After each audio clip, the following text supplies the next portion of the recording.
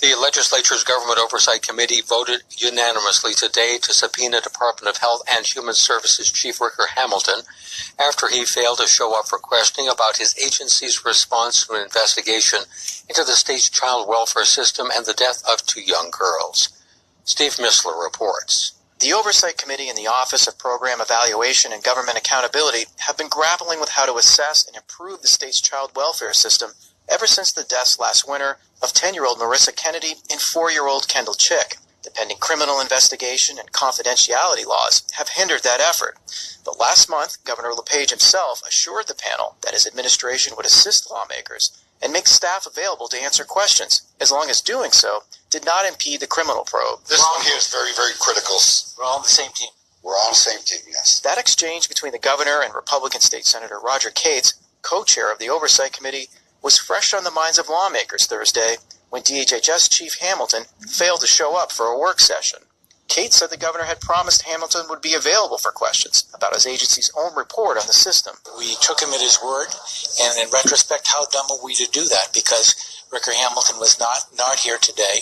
Cates said Hamilton's absence makes the committee's work more difficult and wasted time that the committee could have used to help fix what the governor has acknowledged is a flawed system. We're all supposed to be on the same team here. We want to make sure that the system gets fixed so that these terrible tragedies don't happen again.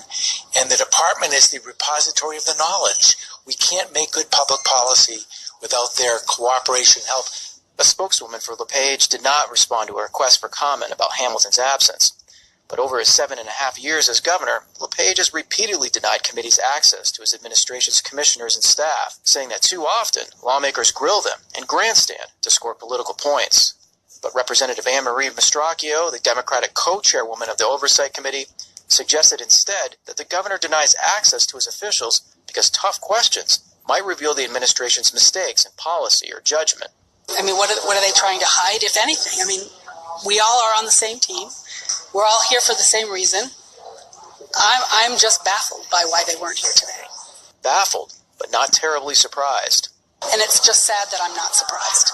Ultimately, the committee will get a chance to question Hamilton. Because of the subpoena issued Thursday, the DHHS chief will be compelled to show up at its next meeting in July. But whether Hamilton will actually answer any questions at that meeting is unclear. For Maine Public Radio News, I'm Steve Missler. Late this afternoon, Governor LePage released a statement about Commissioner Hamilton's failure to appear today at the Government Oversight Committee meeting. Because of the pending criminal investigation into the deaths of 2 Maine children who were allegedly killed after extensive physical abuse, and because of the need for confidentiality in both cases, the governor said he determined it would be inappropriate for Hamilton to participate in open-ended discussions with lawmakers about child protective services. But the governor acknowledged that there is also another reason he didn't want Hamilton to appear.